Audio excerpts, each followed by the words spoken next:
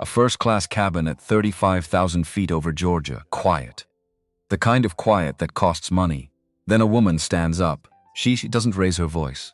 That's the thing, she doesn't have to. She simply looks across the aisle at a family sitting exactly where they're supposed to be sitting, and says 9 words that change the temperature of the entire cabin. 9 words, barely a sentence, and every passenger within earshot goes completely still. The father doesn't move, doesn't flinch.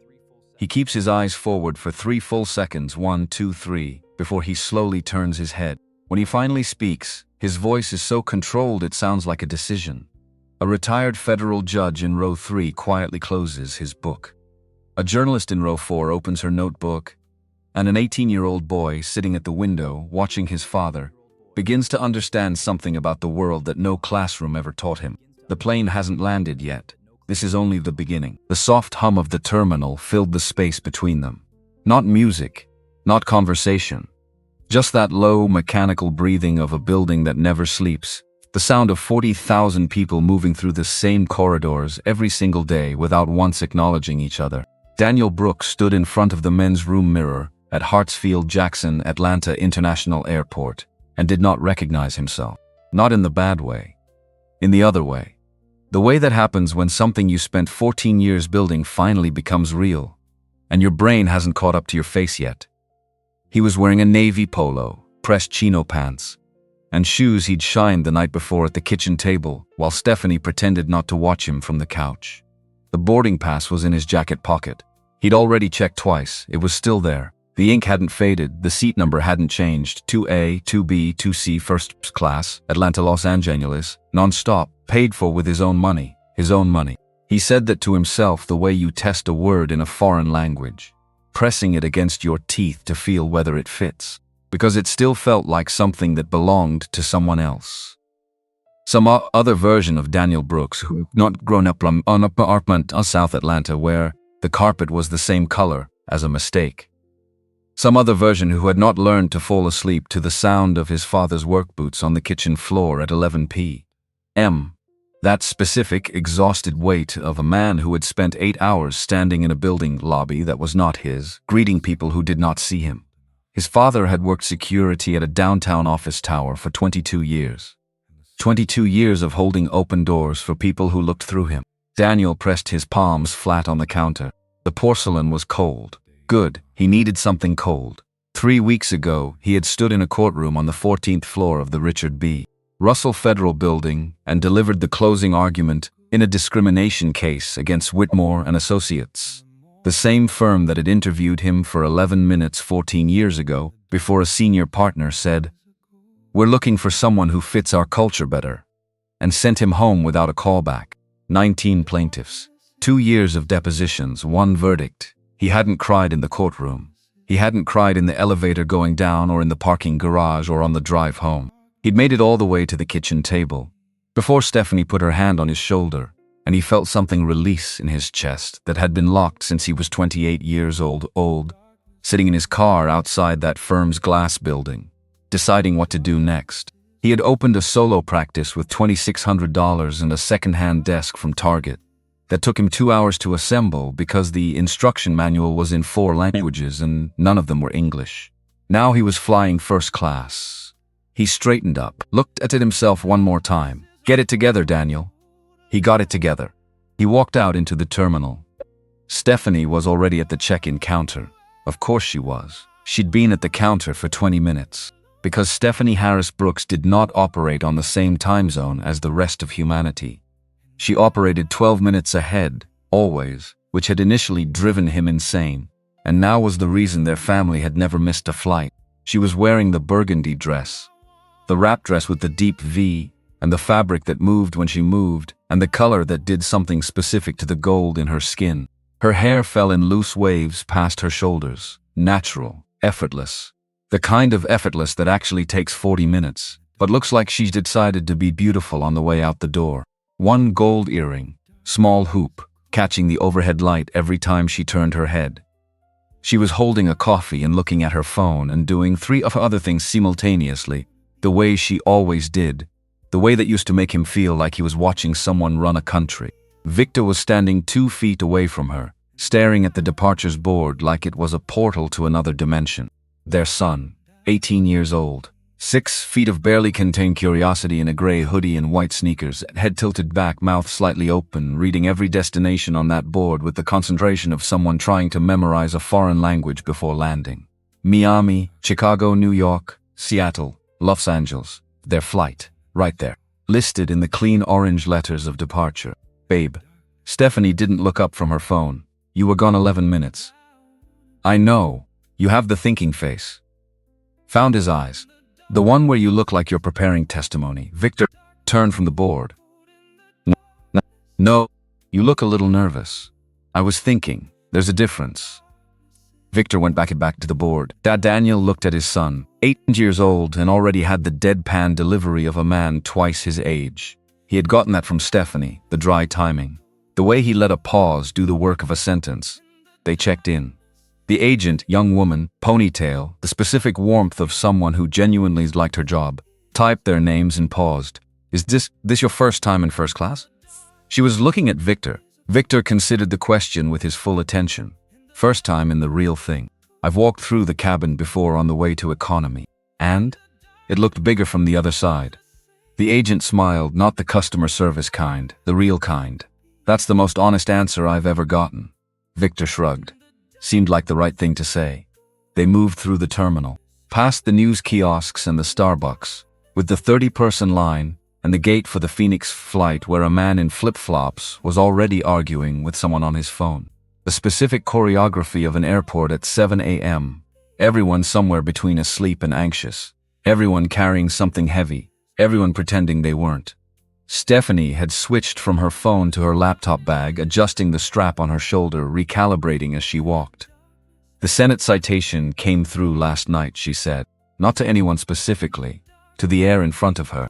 Which one? The housing one. The paper I spent 3 years on. The one I wrote during the semester. I was also teaching 4 courses and filing tenure paperwork, and also we were renovating the bathroom. The bathroom that took 8 months because the contractor. Don't. I'm just saying. I said don't. But she was almost smiling. They cited it 3 times in the opening statement. Someone sent me the transcript at 11 p.m. Victor looked at her. What does cited mean in that context? It means a senator stood up in front of the United States government and used your mother's research to argue for changing the law. A beat. Mom. Victor stopped walking. She stopped too. I know. That's actually incredible. I know. Why do you look like you're waiting for something bad to happen? Stephanie looked at her son for a moment, then at Daniel. Then she started walking again. Because I've been doing this long enough to know that good things come in one hand and something else comes in the other. Daniel caught up to her, took the coffee from her hand without asking and sipped it. Black, too hot, the way she always made it and he always complained about, and drank anyway. Nothing's coming, he said. Don't jinx it. I don't believe in jinxing. You checked your boarding pass twice in the car. He gave the coffee back. Let's just get to the lounge. The security line moved the way it always did, in that specific rhythm of stop, shuffle, that makes you feel like you're in a very slow-moving dream where your shoes never quite come off fast enough. Daniel placed his bag on the conveyor belt, shoes off, laptop out, jacket in the bin.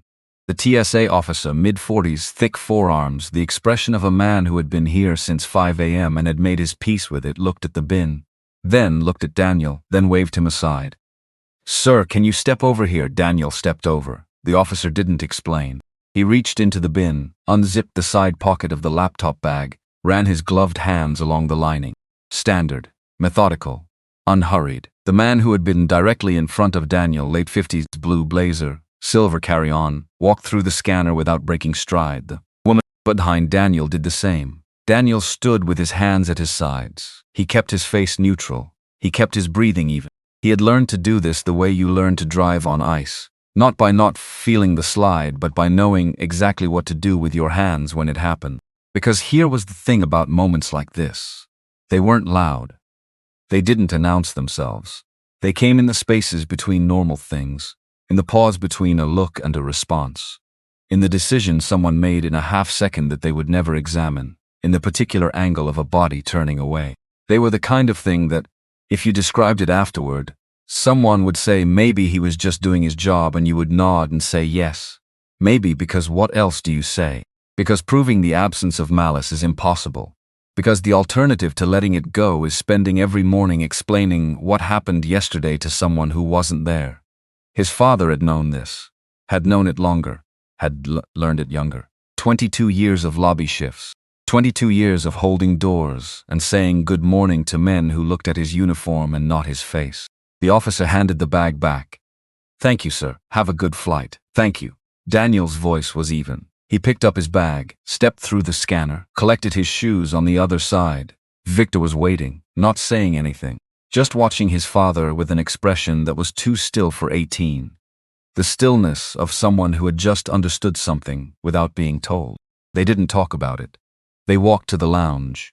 The first-class lounge at Hartsfield-Jackson sat behind a frosted glass door that required a scan of your boarding pass to open, which Daniel had always found a little theatrical, as if the ghosts of economy class might try to rush the entrance. The door opened, and it was quieter. That was the main thing.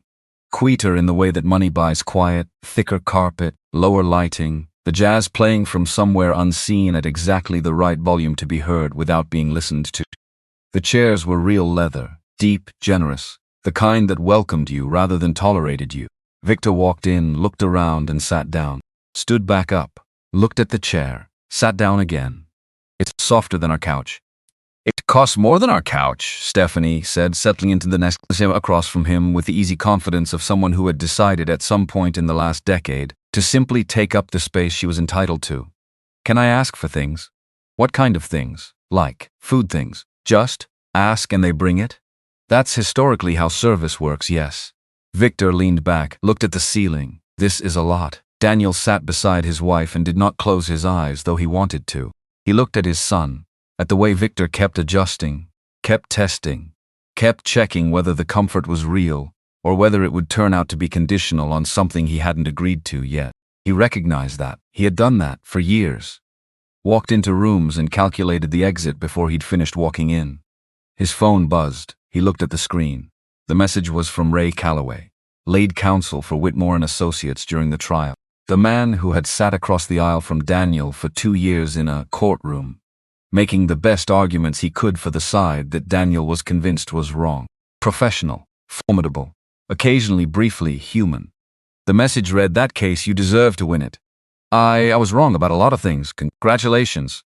Daniel read it twice. He had been waiting for something like this, he realized. Not from this man specifically, but from some direction, some acknowledgement that the thing he had spent 2 years of his life on, that had cost him 3 missed anniversaries, conversations about whether his marriage could survive his obsession with a case, had mattered to someone other than the 19 people who had walked out of that courtroom with a different life than the one they'd walked in with.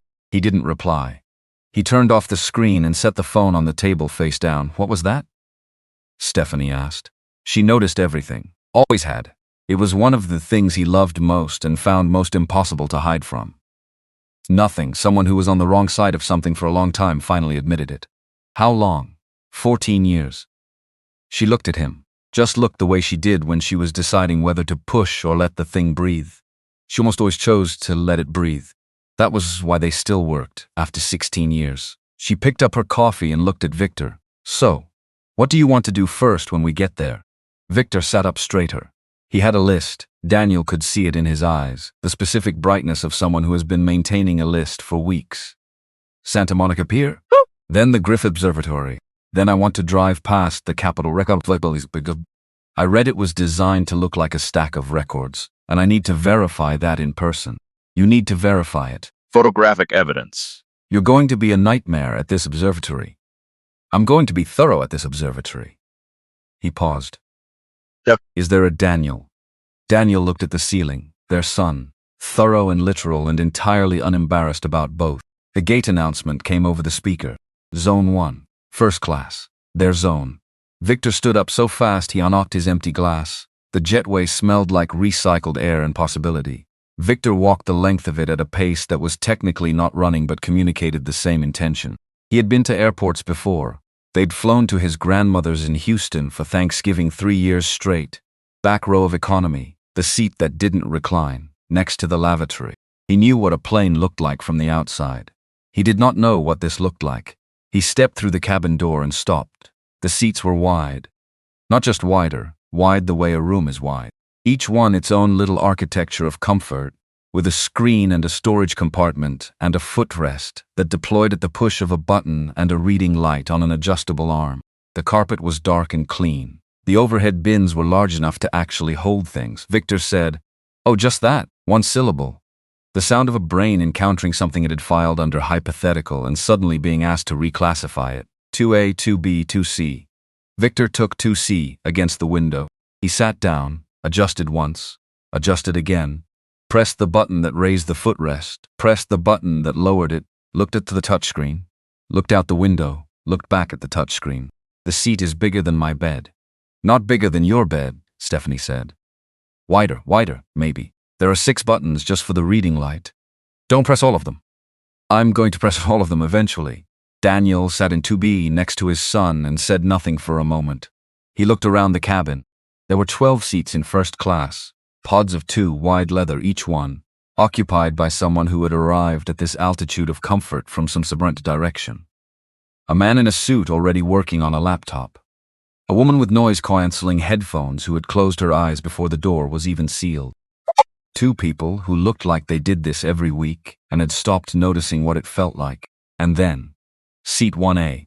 The woman came down the aisle with the specific energy of someone who owned the room she was walking into. Not earned confidence, but assumed authority, which is a different thing and feels different in a space. 55, maybe. She was dressed in something navy and structured that cost what it communicated. Blonde hair highlight and set with the kind of precision that suggests a standing appointment. 2 rings on her right hand, real diamonds, not small. An orange leather bag that anyone who followed luxury goods would have recognized immediately. She moved like she had been in this cabin before, many times. Like the first-class cabin was, in some sense, her natural habitat, and everything outside it was a place she tolerated on the way back to herself. She reached 1A, placed her bag in the overhead with practiced efficiency, settled into the seat the way you settle into something that belongs to you, and then she looked across Rat's aisle.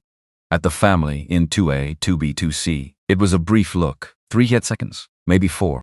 The kind of look that in most contexts would mean nothing, just someone orienting themselves in a new space, taking inventory. But there was something in the calibration of it, in the way her eyes moved from Stephanie to Daniel to Victor and back, in the particular set of her jaw when she finished the assessment. She looked away. Daniel felt it in his solar plexus before he identified it in his brain. He had been looked at like that before, in boardrooms, in courthouses, in parking garages and hotel lobbies, and once, memorably, in a restaurant where the host had led him and Stephanie to a new table next to the kitchen and chest despite the empty table by the window. Each time the look was the same, not hostility, not quite, but something adjacent to it. The look of someone encountering a thing they had not factored into their mental blueprint of a space and deciding in real time what to do with the discrepancy. He opened his tote bag, pulled out the folder of reading he'd brought for the flight. Victor beside him was exploring the entertainment system with the methodical enthusiasm of someone learning a new operating system. "There are 47 movies on here.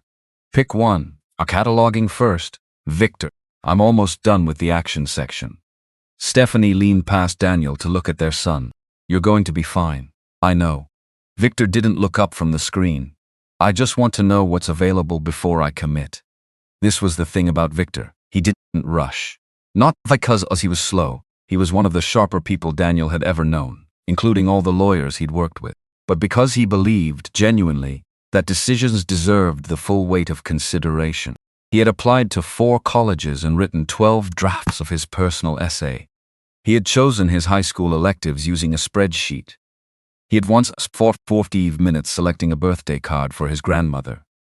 And yet, he had also been the first person in the family to suggest therapy after the trial year, had made the reservation for the restaurant where Daniel and Stephanie celebrated their 15th anniversary, had at 17 quietly researched grief support resources when his grandfather got the diagnosis, and left the links on the kitchen counter without saying anything, just there if anyone needed them. He noticed things. He prepared for them. He didn't make a show of it. Daniel watched his son catalog 47 movies. The plane began to fill. The woman in 1A had placed her headphones around her neck, not on, just nearby. and was scrolling through her phone with the one-handed efficiency of someone managing something. A business, probably. An itinerary. Some machine that kept running even in transit. She glanced across the aisle again. Victor had found something on the entertainment system that amused him and was almost smiling, that contained private expression he had when he found something funny that he wasn't going to share yet. The woman's expression didn't change, but her posture did. That slight stiffening, like someone who has made a decision and has shifted into the mode of acting on it.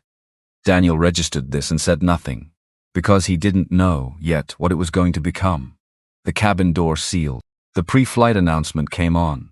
The choreography of safety information that everyone knows and no one watches, except Victor, who watched it with the attentiveness of someone who genuinely intended to use the information if necessary.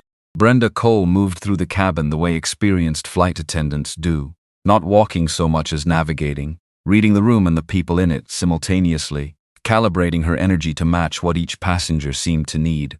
She reached row 1. The woman in 1A looked up from her phone and leaned forward slightly, a degree of body language that was designed to look like discretion, but had the acoustic engineering of a stage whisper. "I want to ask you something small." Her eyes moved across the aisle. "Those people in 2A, 2B, and 2C, are they actually ticketed for first class?" I noticed something that seemed a little off. Brenda's face did not change. She had a professional face, warm, engaged, calibrated to exactly the level of warmth the situation called for, and she wore it perfectly. "All passengers in this cabin have valid first-class tickets, ma'am." "Are you sure? Can you check again?" "I verified during boarding." The woman shifted. Her voice dropped further, the paradox of a whisper that is somehow audible to 3 rows. "Just looking at them, you can see they don't belong here." And there it was. Not "I think there's been a mistake." Not "their tickets seem wrong." Just looking at them, you can see.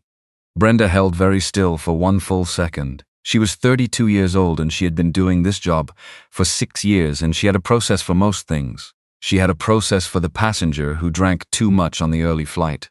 She had a process for the family with the baby who wouldn't stop, and the father who was apologizing to everyone around him.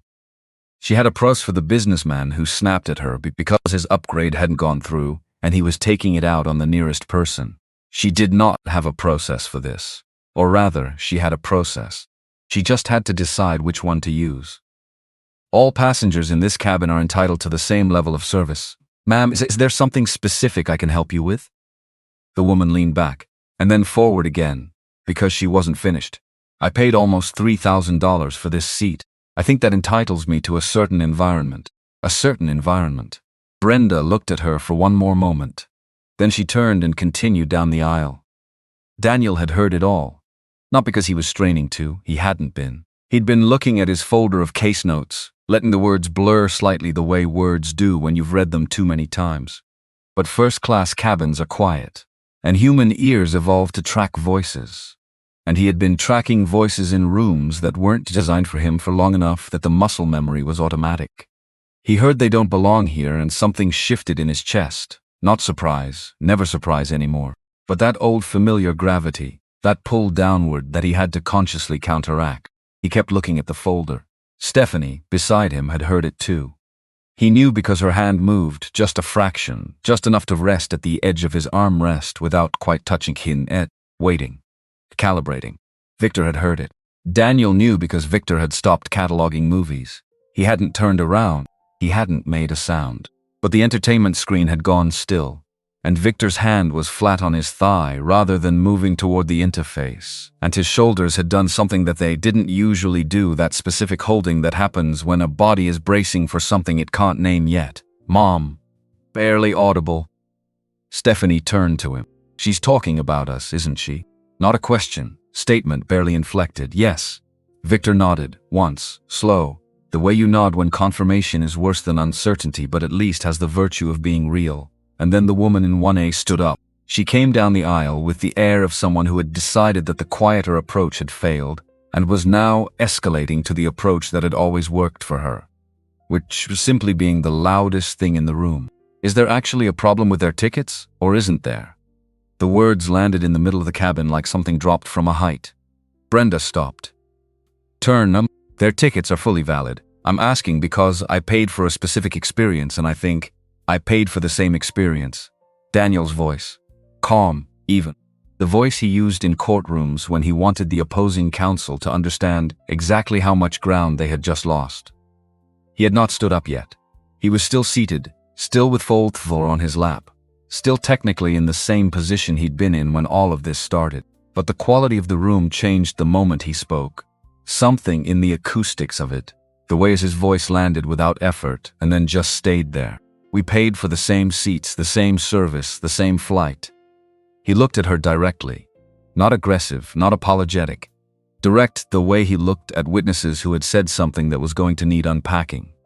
I'm not sure what specifically you're objecting to. The woman stood in the aisle, and for the first time she was slightly less certain. I'm not, she started. I didn't mean. I think you should tell me exactly what you meant, Daniel said. Because I'm a lawyer, I'm very interested in precision. Victor made a sound that was almost definitely not a laugh and immediately converted it into a cough. The woman's jaw tightened. She was recalibrating, he could see it, cycling through the responses available to her and finding that none of them landed the way she'd expected. She had been in rooms where her tone of voice had been enough to end arguments. This was not that room. I just think, she said, and her voice had shifted slightly, found a different register, not retreat, but something sideways, that a certain standard should be maintained.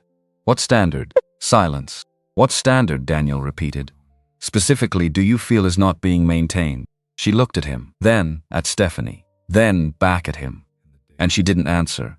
Because there was no answer to give that didn't require saying out loud the thing she had been circling around since the moment she sat down and looked across the aisle. And saying that thing out loud in a quiet first-class cabin at 7:30 in the morning, with a retired federal judge in row 3 and a freelance journalist in row 4 was, even she could feel, not a good idea. I think, Daniel said quietly, and now there was something under the calm, something measured and precise and not quite cold but adjacent to it, that you know exactly what you're trying to say, and you know exactly why you can't say it. And I think that gap between what you believe and what you're willing to own in public is something you're going to have to sit with for the next 4.5 hours. He looked back down at his folder. The woman stood in the aisle for one more second. Then she walked back to 1A and sat down without another word.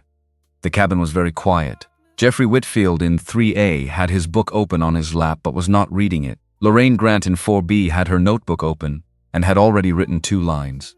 Victor's hand was still flat on his thigh. He had not moved since Daniel started speaking. Now he turned slowly, carefully, and looked at his father. Daniel was looking at the folder, or at the space where the folder was. Dad? Yeah, are you okay? And? This was the question Daniel had not prepared for.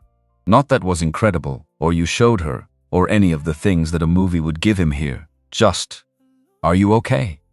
Because his son was 18, and had just watched his father absorb something that neither of them should have had to deal with on a Tuesday morning in a first-class cabin. And Victor's first instinct, what was not pride or victory, but are you okay? Daniel closed the folder. I'm okay.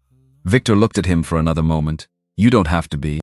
Daniel looked at his son, 18 years old, going to college in the fall, about to become something the world hadn't seen yet. Stephanie's hand completed its journey and settled on top of Daniel's. Your father's, she said, to both of them, to neither of them.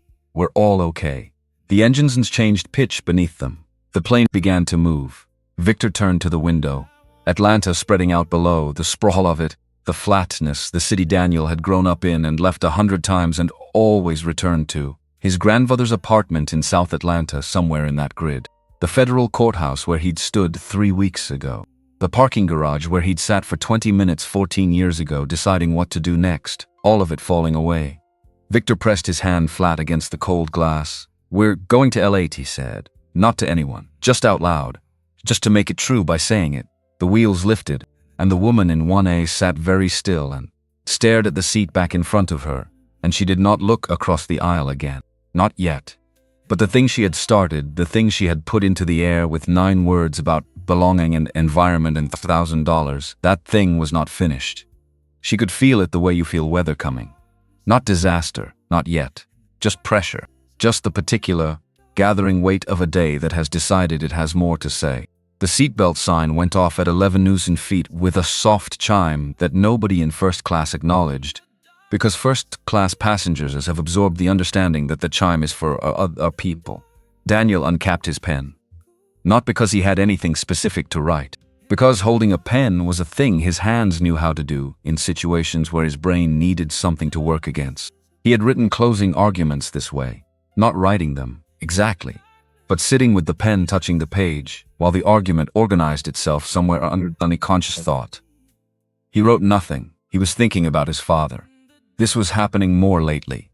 Since the verdict, since the weight of 14 years of a specific grudge had been resolved in a federal courtroom, and he'd driven him home to dust. That resolution doesn't feel the way you expect it to feel.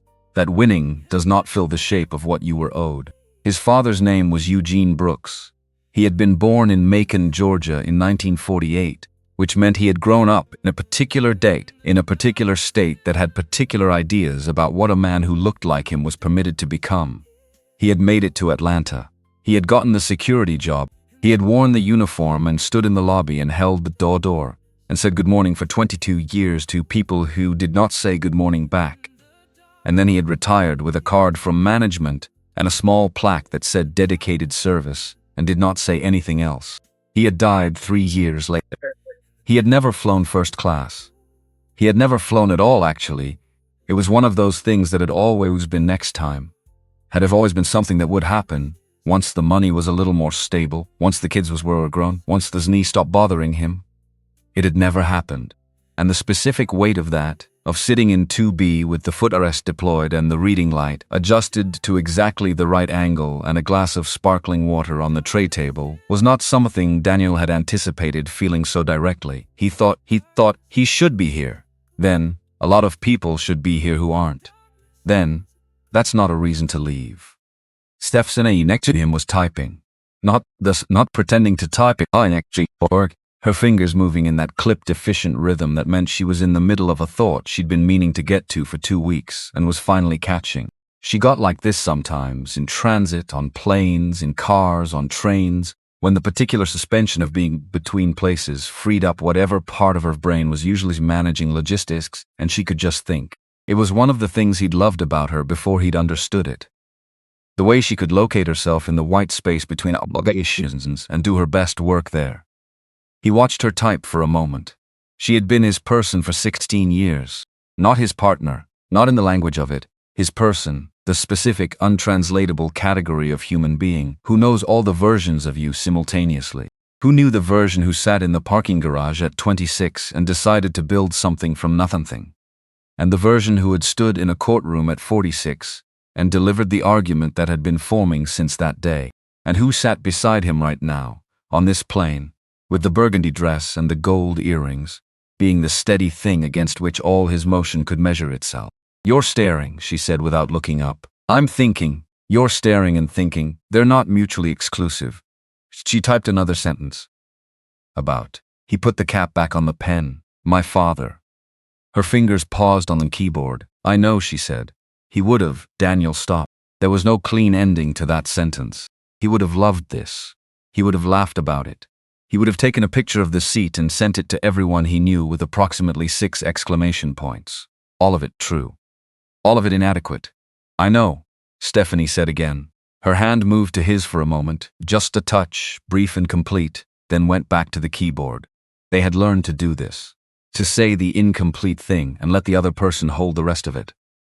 It was a skill that nobody listed on their resume, but that was, Daniel had come to believe, one of the more important things a human being could practice. Victor, against the window, had his own earbuds in now and was watching something on the entertainment screen. He'd apparently completed his cataloging and made a selection. He was holding very still in the way he did when he was genuinely absorbed, which was different from his ordinary stillness. His jaw had relaxed. His shoulders had dropped. He looked, for the first time since the boarding announcement, like a kid on his way somewhere exciting. Good, Daniel thought. Let him have that. In 1A, across the aisle, Sandra Holloway had opened a document on her laptop and was reading it with the focused intensity of someone who makes decisions for a living. She had not looked across the aisle since sitting back down. She had ordered a second glass of wine and received it with a curt nod. But Daniel had a lawyer's sense for the room. And the room was not fished. She was not finished. He could feel the specific restlessness of it. The energy of a person who has said something they considered reasonable, and discovered that the room did not agree, and who is now recalculating rather than retreating. That was a different thing than remorse. Remorse was quiet. This was active. He opened his folder again. Case notes from a case he didn't need to review. It was settled, it was done. The money had been distributed and the findings had been published, and he had 3 other cases waiting for him when he got back on Thursday. But looking at the notes grounded him in the version of himself that knew how to wait. That had learned, over 14 years of practicing law in rooms that were designed to hear him, that the best thing you could do with a gathering storm was stay still and let it show you what it was. The plane leveled at cruising altitude. The specific silence of 35,000 feet settled over the cabin, and Daniel Brooks sat in seat 2B, with his case notes and his pens, and his wife beside him and his son against the window, and waited to see what the day had decided it needed to say. An hour at cruising altitude does something to a plane. The initial energy of boredom burns off. The drinks arrive and get consumed. The earbuds go in, the screens light up, and the cabin settles into that particular suspended state. Not quite peaceful, not quite tense, just held. Like a breath nobody's taken yet. Daniel had stopped pretending to read. The folders were still on the tray table.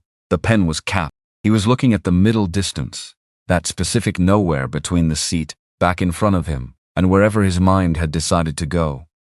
Letting the hum of the engines do what engine hum does, which is nothing and everything simultaneously.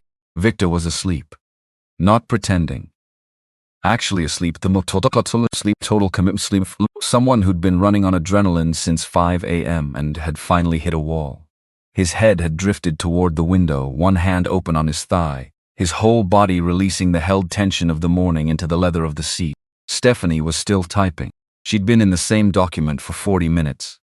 Daniel could tell by the rhythm, not the frantic burst of someone drafting, but the slower, more careful cadence of someone revising. Moving a word 3 positions to the left because the weight of a sentence depends on where the weight lands. He watched her hands. He had married her hands before he'd fully understood that he was doing it. The way they moved over keyboard. The way they held a pen. The way they'd pressed flat against the kitchen table. The night he got the Whitmore case assignment. And she'd looked at him and said, "This is the one, isn't it?" Not a question. A reckoning. She had always known before he did. That was the thing about Stephanie Brooks, née Harris, that people who only read her papers didn't understand. The papers were precise, measured. The footnotes were architectural. But the woman who wrote them moved through the world the way water moves, finding the shape of the container while simultaneously redesigning the container. She had been doing it since before Daniel met her, and she would be doing it long after every argument either of them had ever made was dust. His phone was face down on the tray table. He wasn't going to look at it again. Not today. The message from Calloway was still sitting in his texts, like stone he'd picked up on a walk, and hadn't decided what to do with. He didn't want to throw it away, and he didn't want to carry it. He wanted to set it down somewhere and come back to it later, when the rest of this day had shown him what kind of day it intended to be. Across the aisle, Sandra Holloway had closed her laptop. This was new. She'd had it open since approximately 4 minutes after takeoff, the specific, performative productivity of someone who needed to be seen doing something important. Now it was in the storage compartment beneath the seat, and she was sitting with her hands in her lap, and a glass of wine she wasn't drinking, and an expression that Daniel, from his peripheral vision, could only describe as computational. She was figuring something out. He had watched enough witnesses in cross-examination to know what that looked like from the outside. The stillness wasn't calm, it was concentration. The jaw slightly tighter than rest position. The eyes unfocused but pointed at something. The posture of a person building an argument inside their own skull. He looked at the middle distance again. Let her build it. Brenda Cole came through the cabin with the meal service, at the pace of someone who has learned to work efficiently in a tube, moving at 500 miles per hour. She moved row by row, quiet and precise, setting down trays with the confident economy of long practice. She reached row 2, and for a moment her eyes met Daniel's, brief, professional, carrying something that was not quite an apology, and not quite solidarity, but lived in the neighborhood of both. "Salmon or the short rib, sir?" "Short rib. And for your wife." Stephanie looked up from the laptop. "Salmon, thank you." Brenda moved to Victor, registered that he was asleep, and left a covered tray with a small note attached in the handwriting of someone who had done this before. "No rush." Warm it up when you're ready. B. Daniel looked at the note. Small things. The world ran on small things that went unrecorded. He cut into the short rib and thought about his father's hands. Big hands. Working hands. The kind of hands that knew how to fix a faucet and change brake pads and make a specific type of cornbread that required no recipe, because it lived in the muscle memory of the fingers. His father had made that cornbread every Sunday for 30 years, and Daniel had never learned how. And now that knowledge was gone in the way that particular kinds of go when the person who carries them is no longer there to pass them on. He ate without tasting much. And then Sandra Holloway stood up, not abruptly, measured. The motion of someone who has reached a decision through deliberation, and is now implementing it with the specific composure of someone who intends to maintain the upper hand. She crossed the aisle. She stopped in front of row 2, one hand on the back of 2A, not gripping it, just resting. A posture designed to communicate ease that actually communicated its opposite. I want to say something. Stephanie closed the laptop. Victor remained asleep. Daniel set down his fork and looked up at Sandra Holloway with the expression he used when a deposition was going somewhere unexpected, and he needed to be ready for whatever came next without telegraphing that he was ready. I want to apologize, Sandra said, if I made your family uncomfortable. And I want you to understand, she continued, because she wasn't done, because the apology was apparently the appetizer, and this was the thing she'd actually stood up to say. I've worked for 30 years to be in rooms like this. I built something from nothing, and I take that seriously. I just believe that certain standards. Which standards? Stephanie's voice. Not loud, not sharp, just present. The voice of a woman who has taught graduate seminars for 15 years and knows exactly how to locate the load-bearing element of an argument. Be specific. Sandra's mouth opened and closed. Because we've been sitting here for an hour and a half, Stephanie continued, and nothing we've done has affected your experience in any measurable way. We haven't been loud. We haven't been rude. We ordered the same food. We sat into the same seats. We've been having a family conversation about what to do first when we get to Los Angeles. A pause. A very precise pause. The only difference between us and the other passengers in this cabin is what we look like. So when you say certain standards, I need you to finish that sentence. The cabin had gone very quiet. Not the suspension of breath quiet of before. The active quiet of people who have stopped doing other things because what is happening in the aisle requires attention. The man in the blue blazer from the check-in line, he was in 5B, had been visibly buried in a spreadsheet for the past hour, had lifted his eyes from his screen. Lorraine Grant in 4B had her notebook open and her pen moving. Jeffrey Whitfield in 3A had his book closed flat on his knee. Sandra Holloway stood in the aisle and did not finish the sentence.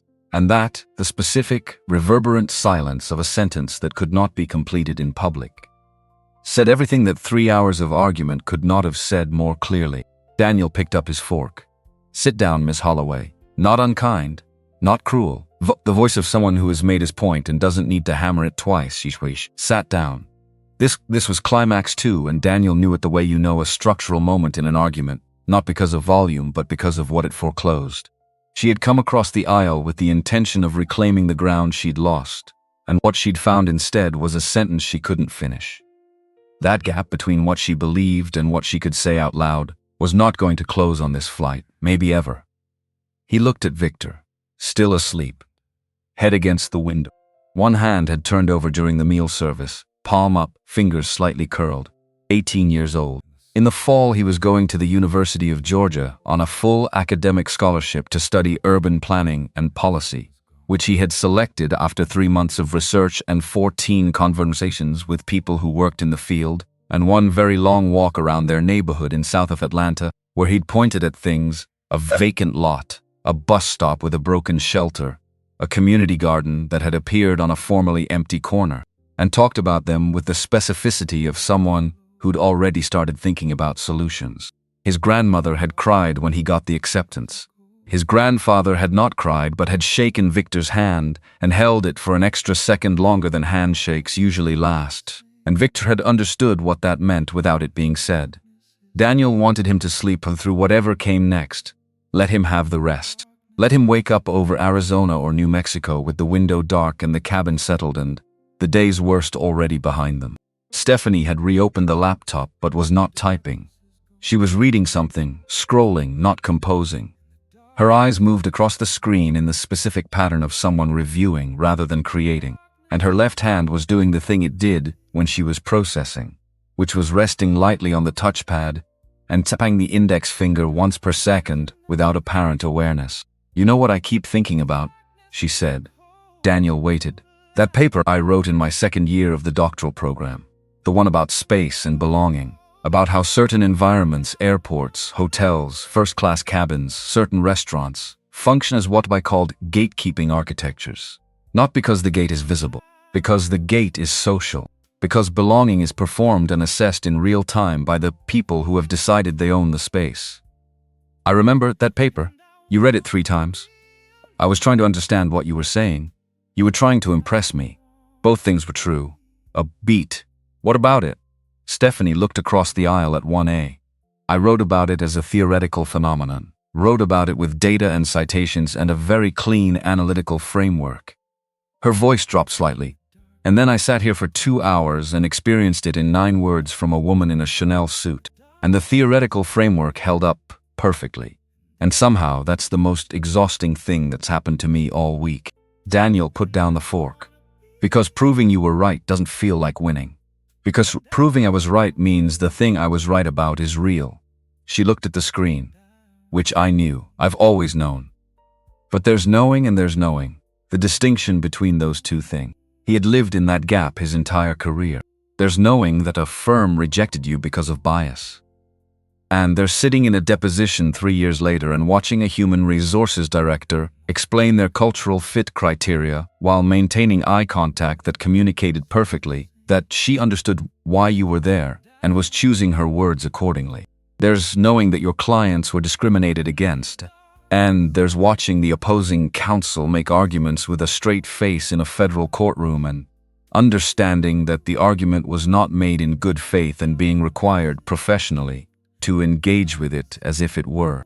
There's knowing. And there's knowing." "The paper was good," he said. No false modesty. She'd written it at 26 after sleeping 4 hours a night for a semester, and she knew exactly what it was. "Isn't it angrier?" She almost smiled. "I wrote it precisely. That's more terrifying." Victor woke up somewhere over Mississippi. He came awake the way he always did, not gradually but all at once, like a switch being thrown. Eyes open, fully alert, taking inventory of his surroundings in the first 3 seconds. First class, parents, tray table, note from Brenda. He read the note, looked at the covered tray, looked at his parents. "How long was I out?" "About an hour and 10 minutes, Stephanie said." "Did anything happen?" Daniel and Stephanie exchanged a look. "No," Daniel said, which was technically true. Victor unfolded his tray table and lifted the cover off his meal with the focused curiosity of someone who considers food a subject worth taking seriously. He looked at the contents, reorganized one element slightly for unclear reasons, began to eat. "The seat is even better after sleeping in it," he said, "which I didn't expect." "Economy seats are worse after sleeping," Stephanie said. "Your back tells you, my neck tells me, every time." He ate another bite. "What are we flying over? Mississippi, probably. Maybe Arkansas by now." Victor looked out the window. Below, through the scattered cloud cover, the geometry of fields, rectangles of brown and green, a river catching the light, the specific visual texture of Middle America from above. "It looks disorganized from up here," he said. "Like someone planned it." "Someone did," Stephanie said. "That's agricultural land. The grid pattern comes from the Public Land Survey System. Basically how the federal government divided up territory for settlement in the 1800s. Victor looked at his mother. "Did you know you'd see that?" "The historical context. Did you have that ready or did it just come out?" "Victor, I'm asking genuinely. It just comes out." He shook his head. "That's a lot to have just come out." Daniel looked out the window too. Someone planned it. That was true of more things than people admitted. The grid below, the cabin above, the specific hierarchy of seats on this aircraft that put some people close to the front and others closer to the lavatory, and called it a market-based system, while charging the difference of a mortgage payment. All of it planned. All of it designed by hands that belonged to specific people with specific priorities at specific moments in history. And all of it now being navigated by a family from South Atlanta who had learned to find the gaps in every system they'd ever encountered and walk through them, one careful step at a time. 40 minutes later, Sandra Holloway made her second move. It was quieter than the first. That was the thing that made it worse. She called Brenda over, with the particular flick of the wrist that people use when they've decided they own the service. And she leaned forward and said something that Daniel couldn't hear from 2B. But he could hear Brenda's response. He could hear the specific quality of Brenda's silence before the response. And he could watch, from the corner of his eye, with the peripheral attention of someone who has learned to track rooms without appearing to track rooms, what happened next. Brenda walked to the forward galley, came back 2 minutes later, and then, with the particular combination of professionalism and something that was not quite reluctance but lived next door to it, she crossed the aisle to row 2. "Excuse me. Miss Holloway has requested that I ask whether you'd be willing to," she said. "The audio from your side is carrying and she finds it distracting." Victor looked up from the entertainment screen where he'd resumed his earlier interrupted cataloging. Daniel looked at Brenda. Brenda held his gaze for exactly 1 second. 1 second was enough. "I know," that second said. "I know what this is and I know you know what this is and I am standing here anyway because this is my job and I am doing it and I am sorry." "We haven't been talking loudly," Stephanie said. "Level, factual." "I understand, ma'am. We've been speaking at normal conversation volume for approximately 20 minutes in the last 2 hours. I understand. And she finds it distracting. That's what she said." Victor had set down his headphones. He was watching this exchange with the careful attention he'd been using on and off all morning. That stillness, that cataloging. He wasn't going to say anything, but he was going to remember it, every piece of it. Daniel breathed in. Out. Here was the thing about Brenda Cole. She was doing her job.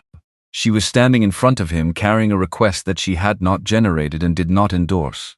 And she was doing it because this was the mechanism she existed inside, and the mechanism required her to carry messages even when the messages were what they were. That was its own kind of violence, the kind that got distributed into the people in the middle, the people whose job was to stand between the power and the request. He was not going to make this harder for Brenda than it already was. "Thank you, Brenda," he said. "We'll keep that in mind." She nodded, moved away. Victor waited until she was back in the galley. "She's doing it again." "Yes, but differently." Victor looked at the headphones in his hands. "That's..." He turned them over. "The first way you could say it out loud, you could point at it. The second way, it's quieter. It works through other people. You can't hold it the same way." Daniel looked at his son, 18 years old, going to study urban planning, going to spend his professional life thinking about exactly this, the invisible architectures of belonging, the systems that shape who gets to occupy which spaces, the mechanisms that have been refined over generations precisely because the obvious ones became untenable. He was going to be very good at it. "That's exactly right," Stephanie said. Her voice was quiet but not gentle, the voice she used when she was saying something she needed to be heard cleanly. "The mechanisms that survive are the ones that learn to work through intermediaries, through procedures, through requests that can technically be refused and usually aren't. So what do? You name it," Daniel said. "You name it every time. You don't let it hide in the procedure." Victor still looked across the aisle. Sandra Holloway was looking at her phone, deliberately not looking at row 2. "She moved seats earlier," Victor said, "to get away from us. But she didn't say that. She said it was the light. Yes. And now she said it's the noise, but it isn't actually the noise, no. So every time she does something, she gives it a reason that isn't the reason." Every time. Victor thought about this. "That's a lot of work," he said finally, "to maintain all those fake reasons." Stephanie exhaled, not quite a laugh, but adjacent to one.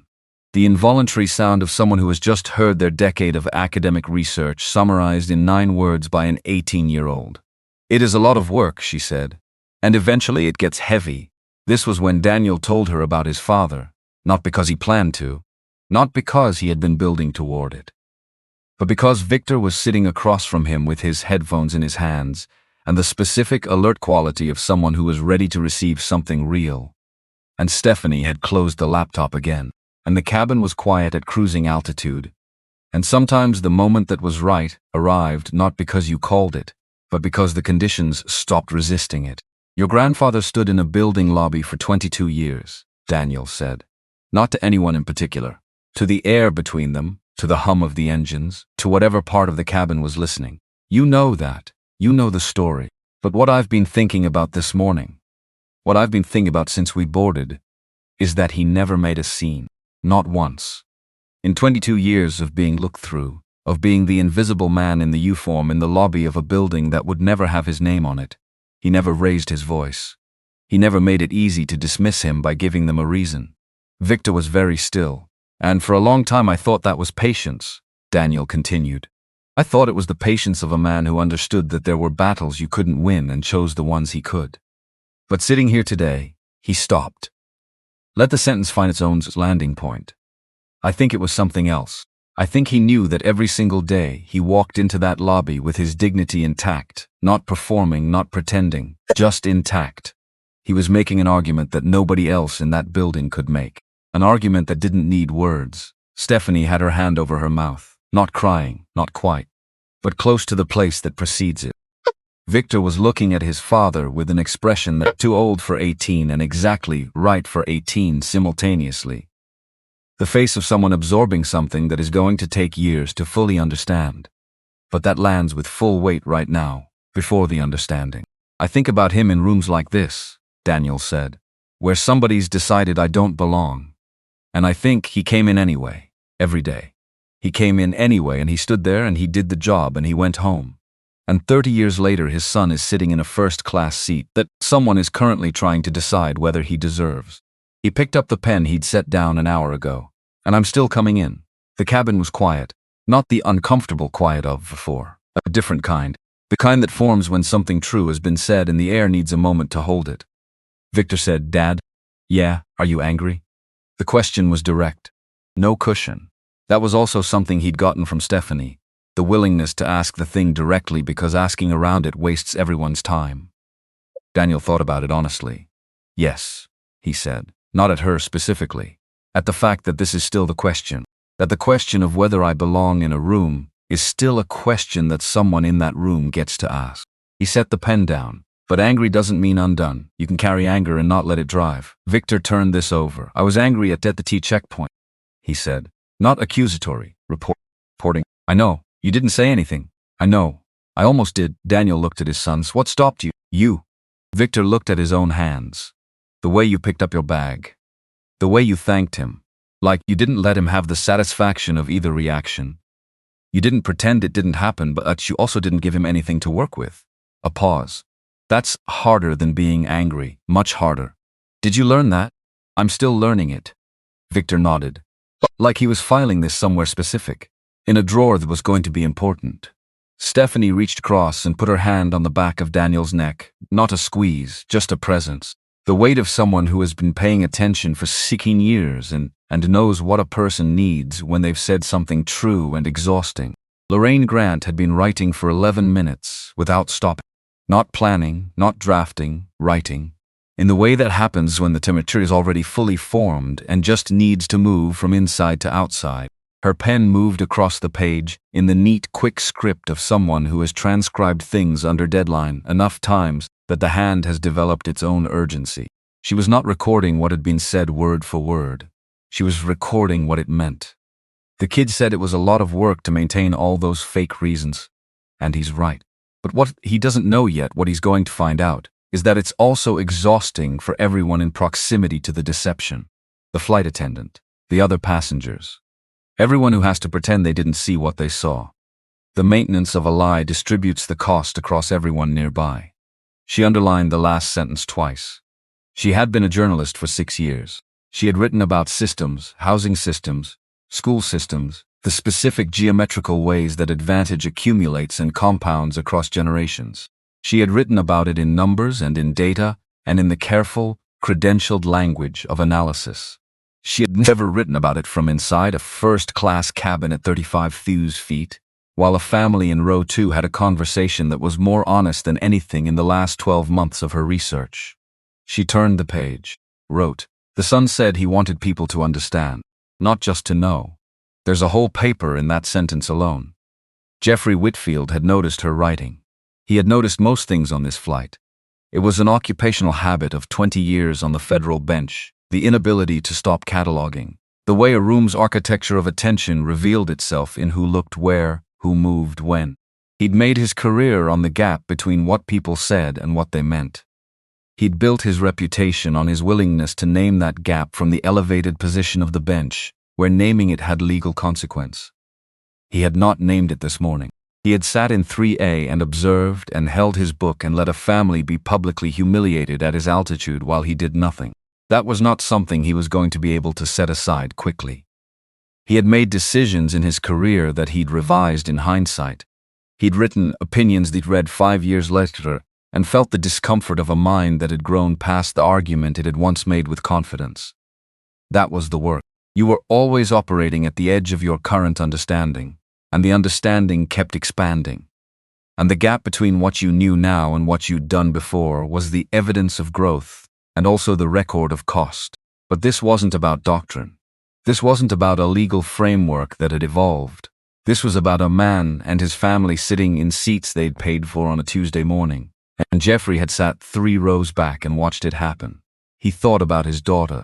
She was in Philadelphia, teaching high school history, American history, the full version, the one that didn't skip the parts that made certain parents write emails.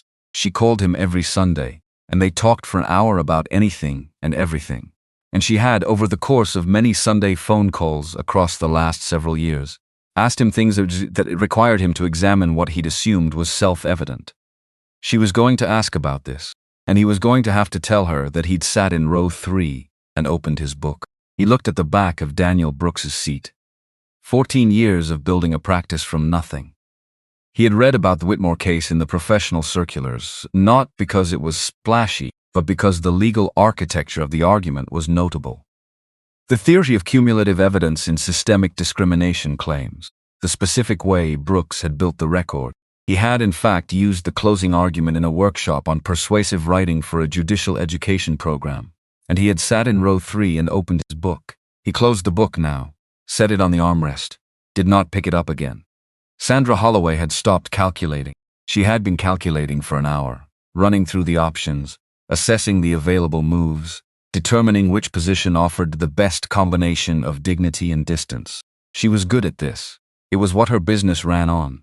The ability to read a situation, assess the leverage points, determine the most favorable line of action. And she had run out of moves. The apology hadn't worked. The noise complaint hadn't worked. Had, if anything, made the situation more visible rather than less. Every action she'd taken had produced the opposite of the result she'd intended. She was a businesswoman who had built something real from scratch, who had meetings next week with clients who had wire transferred 8 figures through her firm last year.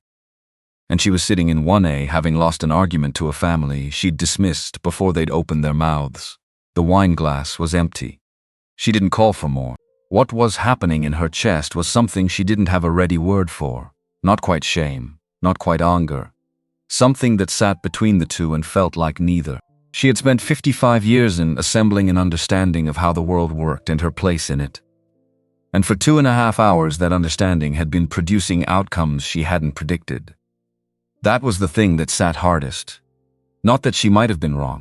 The possibility of being wrong was manageable. She'd been wrong before, she'd updated and moved forward. But the specific shape of this wrongness, the fact that she'd looked across an aisle and made a judgment so fast, she hadn't even noticed she was making it, examined it, and hadn't asked it to justify itself. That was harder. She thought about her daughter, who was 31 and sharp and built like Sandra's mother, and had her father's eyes and had said to her once, over dinner in Chicago, with a directness that had made Sandra's grip tighten on her wine glass, "Mom, I love you. But sometimes you're in rooms and you act like you own them. And sometimes that's something to be proud of. And sometimes I look at who's also in the room and I'm not sure." Sandra had changed the subject. She was not at 35,000 feet over the middle of America, able to change the subject. The woman in 2B, Stephanie Brooks, though Sandra didn't know her name yet, had said, "The only difference between us and the other passengers in this cabin is what we look like." And she had been correct. And she had said it with the precision of someone who had spent their professional life examining exactly that claim and could have footnoted it in 17 places. Sandra looked at the window, clouds below, flat, white, reaching to every edge of vision. Something was going to have to shift. She didn't know yet what it was going to be or what it was going to cost, but the specific pressure in her chest, that unnamed thing between shame and anger, had the quality of something that doesn't get smaller if you wait for it. She had made a mess in this cabin, and the cabin still had 2 hours of flight left. Victor's headphones were back in. He'd selected something from the entertainment system, an action film from 5 years ago that he'd already seen but chose anyway. The way you choose something familiar when the day has asked too much of you, and you need your brain to rest without going fully offline. But he wasn't watching it. Not really. His eyes were on the screen, but his attention was somewhere else. In that internal space he went to when he was working something through. He had done this since he was small. Stephanie used to call it the processor running. You could see the screen, but the computing was happening somewhere you couldn't see. He was thinking about what his father had said. Not the content of it. The content was going in, was being filed and indexed, and would be accessible later. He was thinking about the texture of it. The way his father had said, "I'm still coming in with the particular quality of a man describing something that had cost him more than he was going to say out loud." He had watched his father his whole life. Had watched him in courtrooms, when they were old enough for Daniel to bring them, sitting in the public gallery while his dad moved through a space that was not always designed to receive him with the unhurried authority of someone who had decided, at some point before Victor could remember, that he was not going to ask permission to take up the space he was taking up. Victor had thought for a long time that this was a natural quality his father possessed, an attribute, something he'd been born with. He was starting to understand it was a choice, made every day, every room, every aisle, and choices could be learned. He pulled out one earbud and looked at his father. Daniel was reading, actually reading now, the folder open, the pen moving occasionally. Stephanie had reclaimed the laptop and was back in the document, the family in their seats, at altitude. Same as they'd been all morning, but not quite the same. Something had moved through this cabin today that wouldn't move back. Something had been said and heard and recorded by Lorraine in 4B, and witnessed by Jeffrey in 3A, and reflected back by Sandra in 1A in the specific unintentional way that resistance reflects light. Victor put the earbud back in, watched the movie without watching it, and waited to see what the last 2 hours of this flight were going to teach him. From 3A, Jeffrey Whitfield opened his notebook. He had not written in it since boarding. It was a legal pad he carried as a professional reflex. The compulsive documentation habit of a man who'd spent 2 decades writing things down, because things written down have a different kind of weight than things said aloud. He wrote one sentence. "I did not speak when I should have, and I will have to decide what to do with that."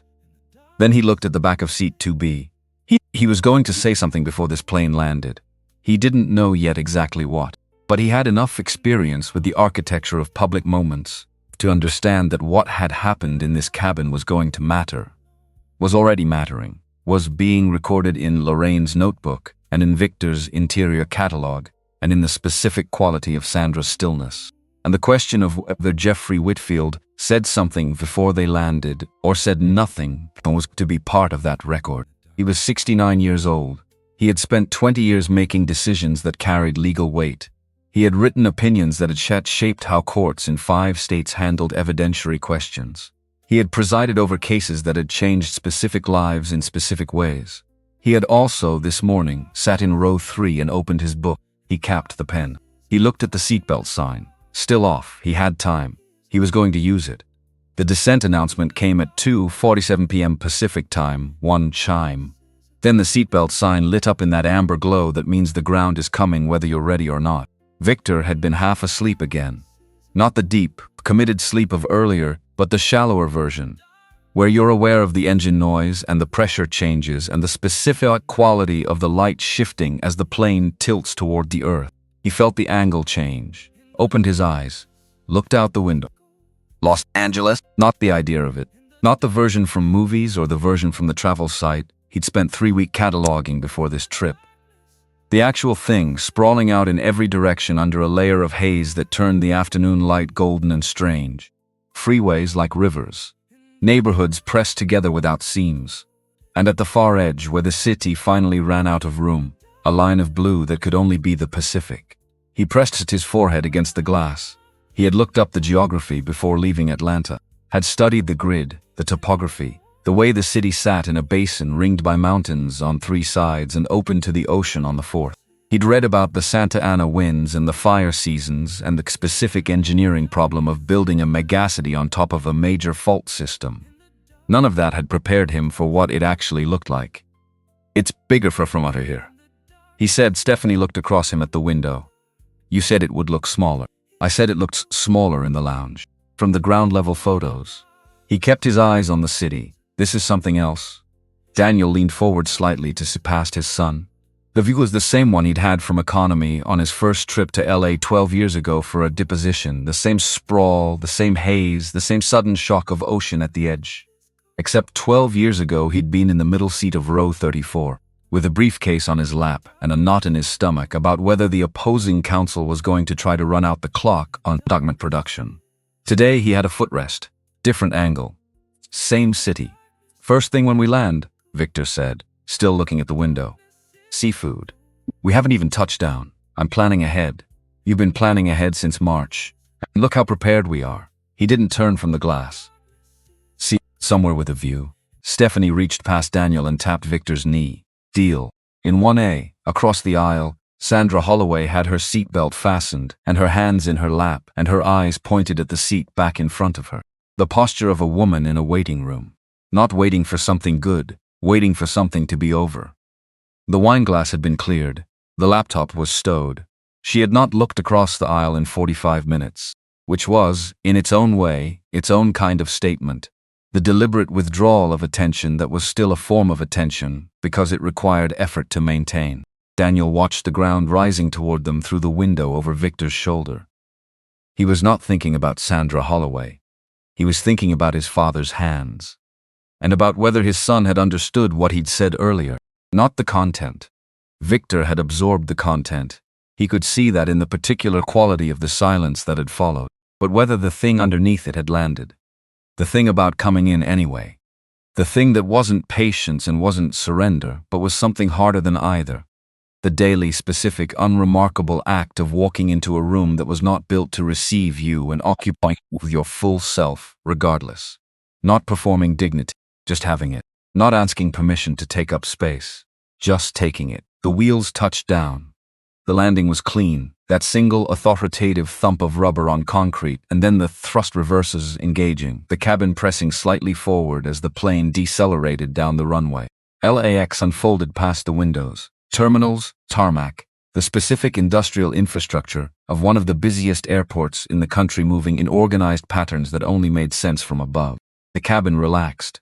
The collective held breath of landing released. People began the pre-disembarkation ritual, reaching for phones, unclicking seatbelts prematurely, looking toward the door as if proximity to the exit would make it open faster, and then the PA system clicked on. Not the standard post-landing script. A pause first, 2 seconds, which was 1 second longer than normal, and therefore audible. "Ladies and gentlemen, welcome to Los Angeles International Airport, local time 2:53 p.m. We ask that you remain seated for a few moments while we complete some procedures before opening the door. We appreciate your patience." Victor looked at Daniel. Daniel looked at the speaker in the ceiling. Stephanie had gone very still in the specific way she went still, when she was processing something that hadn't finished arriving yet. In 1A, Sandra Holloway had not moved at all. 3 minutes passed, then the forward door opened, not from the jetway side but from the aircraft side, which was wrong, which meant someone had come to the plane rather than the plane going to the terminal. 2 people stepped in, not gate agents, not airline ground crew in the usual sense.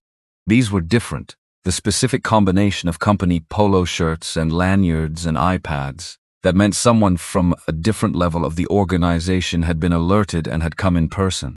The older of the 2, late 40s, close-cropped gray hair, the bearing of someone who had handled difficult situations, enough times that difficult situations no longer accelerated his pulse, went directly to Brenda Cole in the forward galley.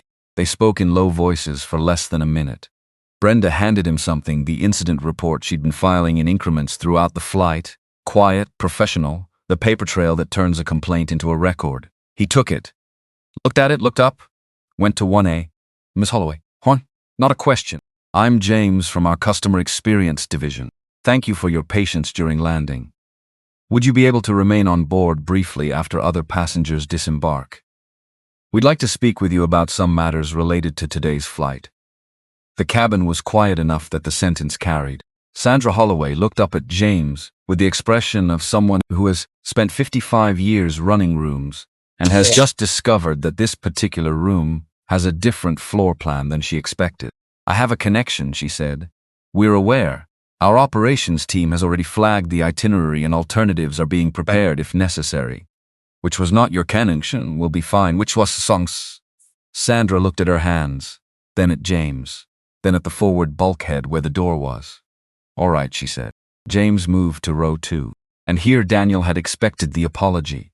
The careful corporate liability-conscious language of an institution managing a customer relations failure. He had been in enough rooms where that language was deployed to recognize it from the first sentence. What he got in instead was something closer to a human being. Mr. and Mrs. Brooks. James held the incident report at his side, like something he wasn't quite sure what to do with. I've reviewed what Brenda documented. I want to offer the airline's direct apology for what your family experienced on this flight. That's not a standard script. I mean it as a person who's been doing this job for 18 years and who knows the difference between a service failure and a dignity failure. He paused. This was the second kind. Daniel looked at him for a moment.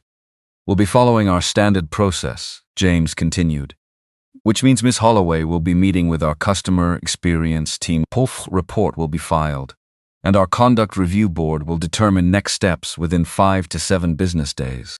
I want to be honest with you about what that process looks like. It's not immediate and it's not guaranteed to produce a specific outcome. But it is real and it will be thorough. Stephanie said, we appreciate the directness. Your family can reach me directly. He produced a card, actual card stock, not a phone swipe, which communicated something specific about the generation he belonged to and the weight he was assigning to the moment. If you choose to file a formal complaint in addition to the internal report, that's your right, and I'd encourage you to consider it. If you choose not to, I understand, but I want you to know the door is open. Looked at. Nodded. James moved back toward the front, spoke briefly to Brenda again. Then he and his colleague took positions near 1A, not confrontational, not punitive, just present. A boundary made of 2 people standing in a specific place. Victor had been watching all of this with the meticulous attention he'd been applying to the entire day. Was that different from what you expected, he asked. Yes, Daniel said. Better or worse? Better, more honest. He pocketed the card. Honest is better even when honest is complicated. Victor thought about that. The cabin began to empty. Other passengers filed past. Some glancing at the Brooks family with the specific expression of people who had watched something happen and weren't sure yet what they were supposed to do with having witnessed it. The man from 5B, who had lifted his eyes from his spreadsheet during Stephanie's confrontation and had not fully put them back, made eye contact with Daniel briefly as he passed and nodded once. The restrained acknowledgement of someone who knows that I should have said something is not the same as saying something, but is at least an honesty. The woman from 6A, older, somewhere in her 70s, stopped at row 2. She put her hand on Stephanie's armrest. I've been on a lot of planes, she said. Her voice was thin with age but steady. I've watched a lot of things happen in a lot of cabins. I didn't say anything today, and I should have. I want you to know that I know that. Stephanie looked at her. Thank you for saying so now. The woman nodded, moved on. Victor watched her go. People know when they're wrong, he said. They just don't always say it in time. No, Daniel agreed. They don't, but sometimes they say it after. Sometimes. Victor looked toward the front of the cabin, where Sandra Holloway was still in her seat, not looking at anyone. Do you think she knows she was wrong? Daniel followed his son's gaze. Sandra was looking at her hands. I think, he said carefully, that she's somewhere in the middle of finding out. Lorraine Grant was the last regular passenger off the plane. She'd let everyone else go first, not out of politeness, but out of professional instinct. You learn more at the end of things than you do during them. You learn from how people exit. She had 4 pages of notes, 11 specific observations, 2 direct quotes she'd gotten down verbatim because her hand had been moving fast enough, and the opening line of an article that had arrived complete and fully formed during the confrontation in the aisle. The kind of opening line that only comes when the material's generating its own gravity. She stopped at row 2 on her way out. The Brooks family was still seated, no rush, something that read as both ease and choice. Victor had the window shade fully open and was looking at the tarmac with the same quality of attention he'd given to the departures board in Atlanta that morning, which was to say total. "I'm Lorraine Grant," she said. "I'm a journalist. I was in 4B. Daniel looked up. "I know. I wanted to ask your permission for forward to anything with what I observed." Stephanie closed the laptop for the last time on this flight. "What are you thinking about writing? Not a story about what she did. There are enough of those. I'm thinking about what the three of you did." Lorraine held her notebook against her chest. "Specifically, what your son said about wanting people to understand rather than just know. That's the piece I want to write. About the difference between those two things and why it matters." Victor looked at her. "You heard that. I wrote it down the moment you said it." He looked at the notebook. "Can I ask what you wrote?" Lorraine opened to the page. "Read the line aloud." "The kid in 2C said he didn't want people to just know. He wanted them to understand, which sounds like the same thing until you think about it for 3 seconds. And then it sounds like the entire problem." Victor read it again over her arm. Looked at his parents. Daniel said, "Ask Victor. It's his line." Lorraine looked at Victor. Victor thought about it for the length of time he thought about everything, which was long enough to be real but short enough to be decided. "Write it right," he said. "Not like we're heroes. Not like she's a villain. Write it like it happened. That's exactly what I want to do." "Then okay." Lorraine capped her pen. "Can I reach you after if I have follow-up questions?" Stephanie handed her a card, the university card, Department of Sociology, office number, and email. "The research I do is about exactly this. If there's a way the article can connect to the broader context, I'm happy to help with that." Lorraine looked at the card, looked at Stephanie. "I read your paper," she said. "The one about gatekeeping architectures. I read it in graduate school." "I had no idea. No one ever does," Stephanie said. Not bitterly, just accurately. Lorraine put the card in her notebook and moved down the aisle toward the exit. Jeffrey Whitfield was waiting in the jetway. Not pacing, standing, with the stillness of a man who has made a decision and is implementing it through the simple act of remaining in one place until the thing he intends to do becomes possible. The Brooks family came off the plane and into the jetway, which smelled like recycled air, and the particular industrial warmth of a California afternoon bleeding in through the gate end, and he was there. Daniel saw him first. Jeffrey Whitfield was 69 years old and had the specific physical gravity of someone who had spent decades in rooms where people stood when he entered.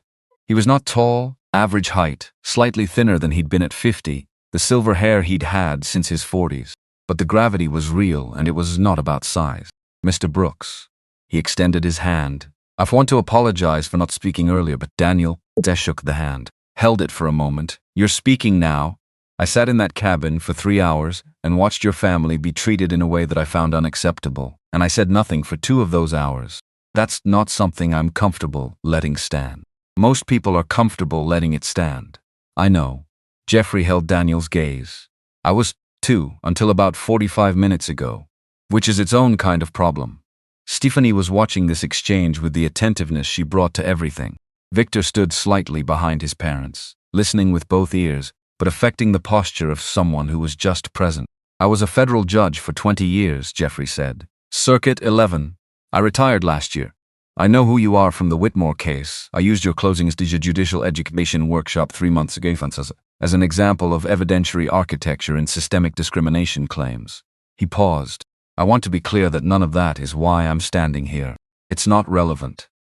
What happened in that cabin would have been wrong regardless of who you are and what you've built.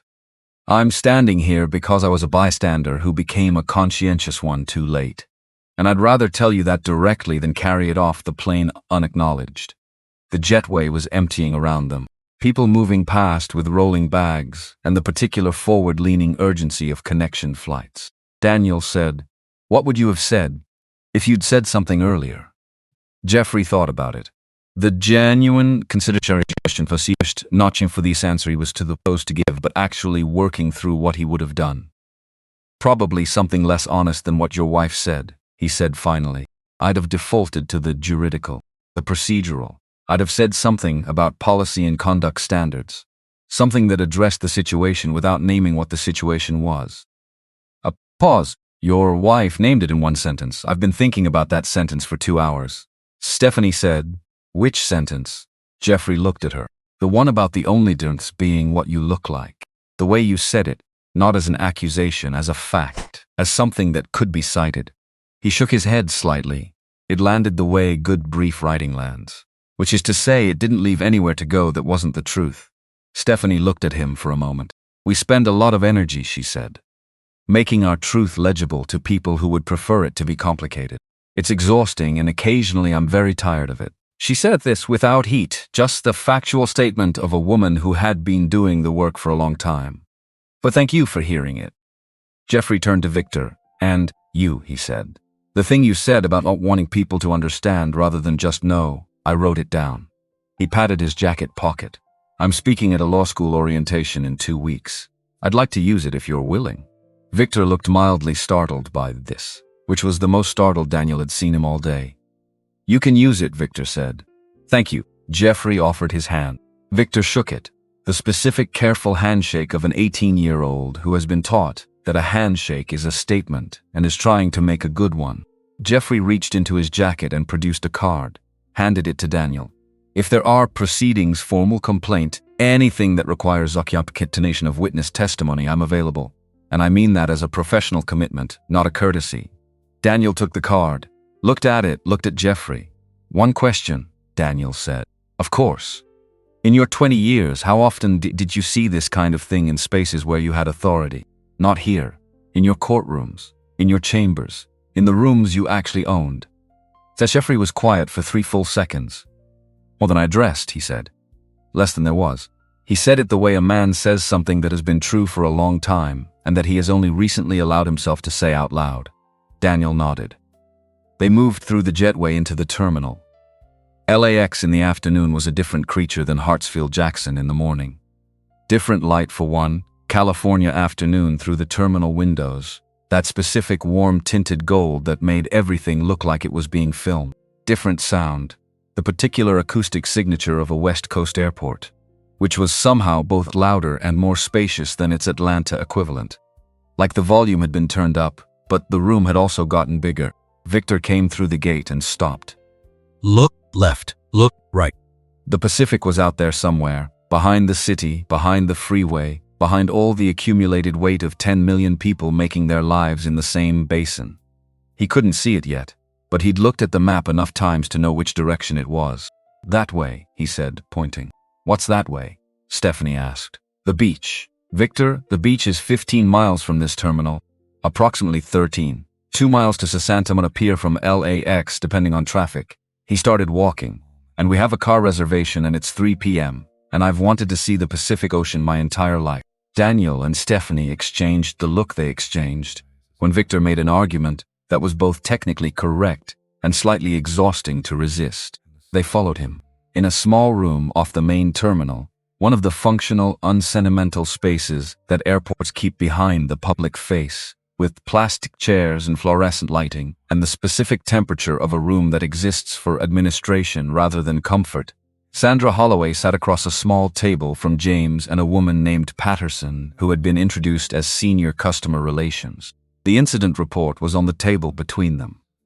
James had walked her through what had been documented, what Brenda had written, what the formal timeline of the morning looked like when reduced to a sequence of events on paper. It was, reading it in that form, a fairly short document, which made the weight of it stranger. That something which had occupied 3 hours of a flight, and was still occupying the inside of Sandra's chest, could be condensed into a page and a half. Patterson said, "Do you have anything you'd like to add to the record?" Sandra looked at the page and a half. She had built a company. She had started it at 32 with a client list of 4 and a rented desk in a shared office space in Nashville. And she had grown it through 23 years of decisions that had to be right more often than they were wrong. She understood documents. She understood records. She understood that what went on paper had a different kind of durability than what was said in conversation. "I don't have anything to add," she said. "The review board will convene within 5 business days," Patterson explained. "Depending on findings, potential outcomes include a formal notation on your traveler file, restrictions on future bookings, or, in more serious determinations, permanent suspension of your membership status. All findings will be communicated in writing. Sandra listened to this with the specific quality of attention she brought to contracts. Total, precise, missing nothing. I understand, she said. James looked at her oar for a moment. Not unkind, not the opposite of unkind either. Just present. Miss Holloway, I want to ask you something and it's not part of the formal process. You can decline to answer. She looked at him. In your experience, in your years of flying, of being in spaces like that cabin, have you ever been on the receiving what that family experienced this morning? The fluorescent light buzzed above them. Sandra looked at the table, at the incident report, at her own hands, the rings, the manicured nails, the specific physical presentation of a woman who has controlled what she could control because there were always things she couldn't. No, she said, never, no. Nodded, not triumphantly, not with satisfaction, with the measured recognition of someone confirming a hypothesis he'd had for a while. That's worth thinking about, he said, not as an accusation. As a fact, delivered the way facts should be delivered, cleanly, without decoration, and left for the recipient to do something with. Sandra did not respond. But she didn't look away either. Her phone was in her jacket pocket and it had vibrated 3 times since she'd sat down in this room. And she knew without looking that the third vibration was her daughter, and she was not ready to answer that call yet, and also she knew that not being ready didn't mean she was going to be able to avoid it much longer. Her daughter had her father's stubbornness. She called back. The rental car line at LAX moved in the way rental car lines at LAX always moved, which is to say inefficiently and with a specific patience testing energy that seemed calibrated to remind you that you'd already been traveling for 6 hours. And were not home yet. Victor stood with his hands in his hoodie pocket and looked at the ceiling. In a different life, he said, to no one specifically, I would design airport car rental processes for a living. That's not a job, Stephanie said. It should be. The inefficiency is structural. You could solve most of it with better spatial flow and digital pre-verification. Victor, I'm just saying, you're always just saying. Daniel was looking at his phone, not the texts. Not the Callaway message he still hadn't answered, but the email from James's colleague that had arrived while they were in the terminal. A confirmation that the incident report had been formally logged. A case number. A direct email address for follow-up. He forwarded it to himself from his work address. Because that was what you did with things that mattered. You didn't let them live only in one place. You're going to file a formal complaint, Stephanie said. Not a question. I'm going to think about it. You've already decided. He looked at her. Is that okay with you? She considered. I think there's a version of this where we spend the next 3 days on the phone with a legal team instead of at the beach, and I don't want that version. It doesn't have to be one or the other. Daniel, I know. He put the phone away. We'll talk about it tonight, after seafood. Victor looked at his parents. You two are very funny. We're not trying to be funny. That's what makes it funny. He moved forward in the line. You've been married 16 years, and you still negotiate, like you're both on opposite sides of the table. Stephanie said, we're not on opposite sides. You're on the same side and you're still negotiating, which is actually, he paused. Kind of impressive when I think about it. The line moved. They moved with it. The room Sandra finally had to herself was at a hotel in El Segundo, not the hotel she'd booked, which was in Santa Monica and considerably nicer. The airline operations team had arranged alternate accommodation while her connection situation was sorted, and El Segundo was what they'd had. She sat on the edge of the bed, called her daughter. Her daughter picked up on the second ring. Mom, I know. Sandra looked at the window. The view from room 214 of a mid-range hotel in El Segundo was a parking structure. I know you've seen it. Lorraine Grant posted something. Her daughter's voice was not angry, which was almost worse. Anger was handleable. This was something more careful. It's not out yet. It's a preview, a thread. She was on the flight. Sandra had not known Lorraine's name until this moment. She wrote that she watched a family respond to what happened with more grace than she could have managed. She wrote about the father, about what he said to his son. Her daughter paused, and she wrote about the woman who started it, not by name, but Mom. The description, I know. Did you know who they were? No. Does that matter? Sandra thought about this. The honest answer required her to look at the question from the direction it was actually coming from, which was not would you have behaved differently if you'd known. It was should it make a difference. No, she said. It doesn't matter. Silence at the other end. The specific silence of a daughter who has been waiting for her mother to say something and has just heard it. Mom, her daughter said finally, I took a class from Stephanie Brooks. She was a guest lecturer in my program. One session, 2 hours. I've been thinking about what she said in that session for 3 years. Sandra closed her eyes. What did she say? She said that belonging is not a feeling, it's a claim. And the question of who gets to make that claim in any given space is never answered by the space itself. It's answered by the people in it. Every time, every room, a pause. She said that the most powerful thing any person can do is walk into a room they weren't supposed to walk into and simply not leave. The parking structure outside the window was very still in the California late afternoon. Sandra held the phone against her ear and sat with what her daughter had just said. And sat with the fact that the woman who had said it had been across her eyes siled from her for 4 hours. And sat with the fact that she had spent those 4 hours trying to make that woman feel like she didn't belong there. She sat with all of it. I don't know what to do with this, she said finally. I know. She stopped, started again. I've never said someone say to my face with that kind of precision that the gap between what I believed and what I could say out loud was the point. That the gap itself was the answer. Dad's version of that is that the thing you can't defend out loud is the thing you already know is wrong. Sandra almost laughed. Her daughter said, I'm not going to tell you it's you fine, Faint, because it isn't and you know it isn't. I know. But I also know you.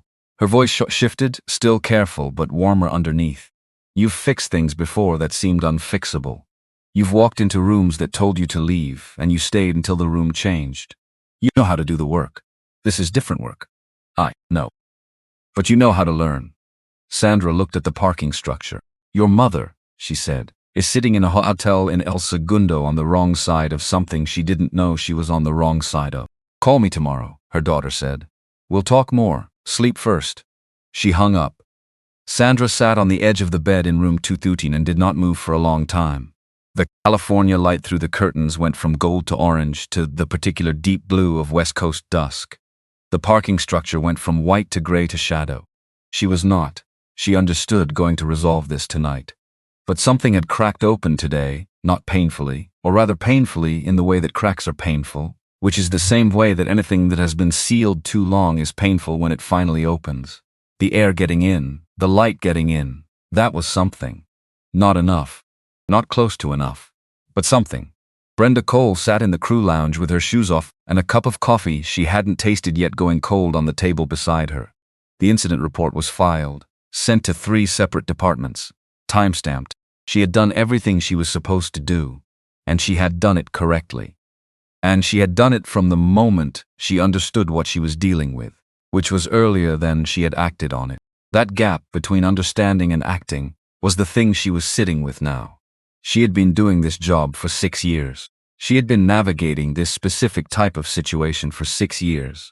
The passenger who said something that required a response and the institutional pressure to produce a response that satisfied everyone, which was always impossible, which meant you were always choosing whose satisfaction to prioritize. She had made that choice by training and by habit and by the economics of a job she needed. Today she had made a different choice. She had made it late, but she had made it.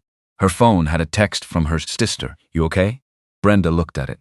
The Brooks family was probably in a car by now. Probably somewhere on the 405 watching Victor tell them something specific about LA traffic patterns.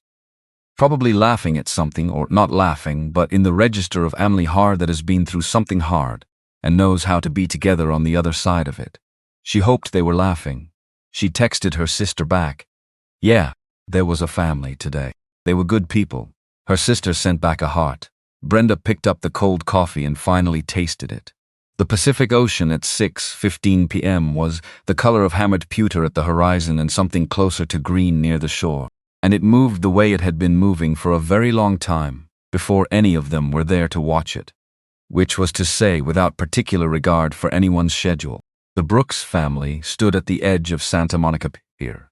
Not in the middle of the crowd, at the railing, at the end of the pier where the boards stretched out over the water, and the city was behind you, and the only thing in front was the ocean going on until it became something else as coastline. Victor had his hands on the railing. He was doing the thing he did with new spaces, which was to stand in them and be quiet until the space revealed itself to him. Wind off the water was different from any wind he'd felt before, heavier, saltier, with a temperature that was wrong for how it looked, which was warmer than it should have been this late in the day. It's bigger than I expected, he said. You've said that twice today, Stephanie observed. Both times it was true. The pier stretched behind them, the lights beginning to come on, as the afternoon tipped toward evening, the Ferris wheel turning slowly, the specific American boardwalk energy of a place that has been about leisure for 100 years, and shows it in every plank. Daniel stood at the railing beside his son.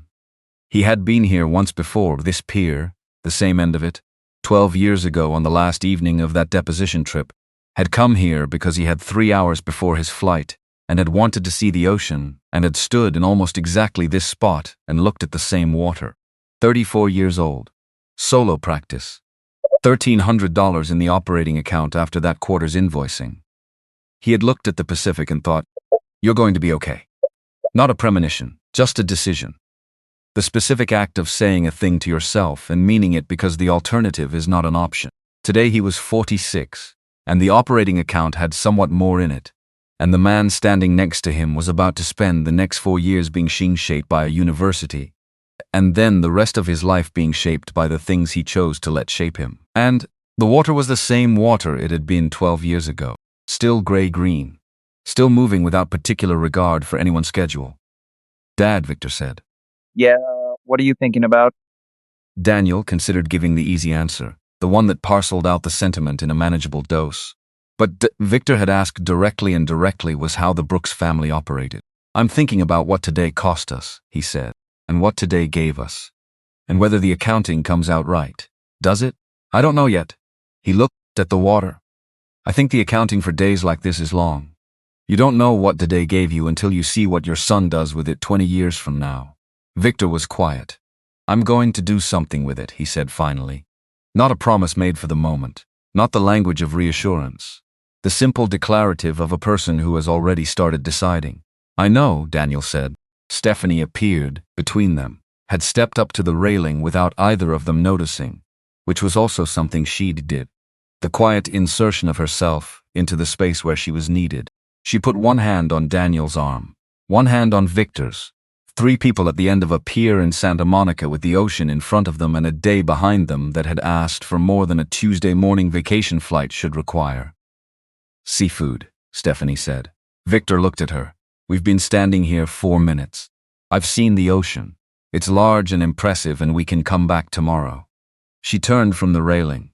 "I want clam chowder, and I want it in a bread bowl, and I want to sit somewhere where I can also see the water while eating it." Victor stared at her. "That's the most specific thing you've ever said.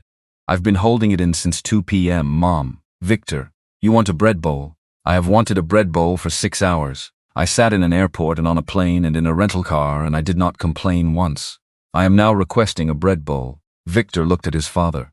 His father looked back at him with the expression of a man who has been married for 16 years and knows better than to introduce an alternative.